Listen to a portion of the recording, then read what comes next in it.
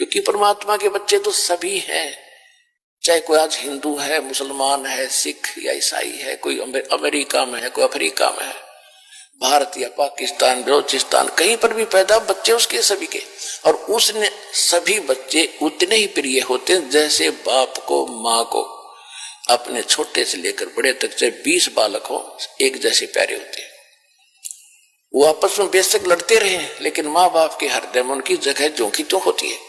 तो इसी प्रकार आज हिंदू मुस्लिम सिख ईसाई बनकर आपस में बेशक हम लड़ रहे हैं लेकिन परमपिता ने हमें उतने ही प्रिय है और वो चाहते हैं कि इनका ये झगड़ा मिटे, चैन से रहे। तो उसके लिए ये शुरुआत दाता ने कर रखी है। ये विचारों से और आध्यात्मिक मार्ग में बहुत अंतर है, इसलिए कहते हैं जगत और भगत का बैर बना रहता है, विरोध होता है। विरोध का कारण यही है कि संसार की बातें अपने सतर की हैं और भक्तों की आध्यात्मिक मार्ग की बातें होती हैं। जैसे बहुत से ऐसे प्रमाण हैं कि आध्यात्मिक मार्ग में कहते हैं वहां तो दंडवत प्रणाम करते हैं, वहां तो ऐसा करते हैं, लंबे लेटते हैं। अब इस तरह की बातों को संसारिक लोग पसंद नहीं करते क्योंकि उनको ज्ञान नहीं। हमारा घीसा गल है, हम तो जो करें आनंद आता है, हमारे पुण्य बढ़ते हैं, अहंकार खत्म होता है। ये दुश्मन जो हमारे जीव का दुश्मन है अहंकार, इस तरह का होता है।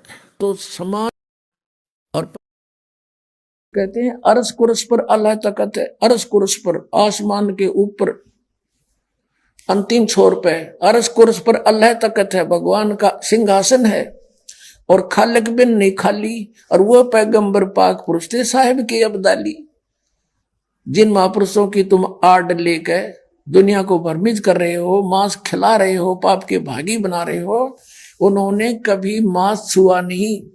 मांस वगैरह भक्षण करना ये समर्थ का आदेश नहीं। ने कहा, प्रकृति देवी ने कहा कि आपका ज्येष्ठ पुत्र आपकी खोज में गया है, मेरे मना करते करते भी गया है। तब आकाशवाणी से कहा उस काल ने, सरपुरुष ने, कि उसको बुलाओ, मैं कभी दर्शन नहीं दूंगा। तब वो लड़की वहां भेजी। लड़की ने जाकर के देखा कि आवाज लगाई, ब्रह्मा उठा नहीं। तब दुर्गा से अपना आकाश यानी अंदर से अंतःकरण से फोन किया, टेलीफोन किया कि माता ये उठ नहीं रहा, अब क्या करूं, बहुत आवाज लगा ली। दुर्गा ने कहा कि तू इसके चरण स्पर्श कर। चरण स्पर्श करते ही ब्रह्मा की आंखें यानी समाधि टूट गई। सामने देखा युवा लड़की को। ब्रह्मा जी ने कहा कि तू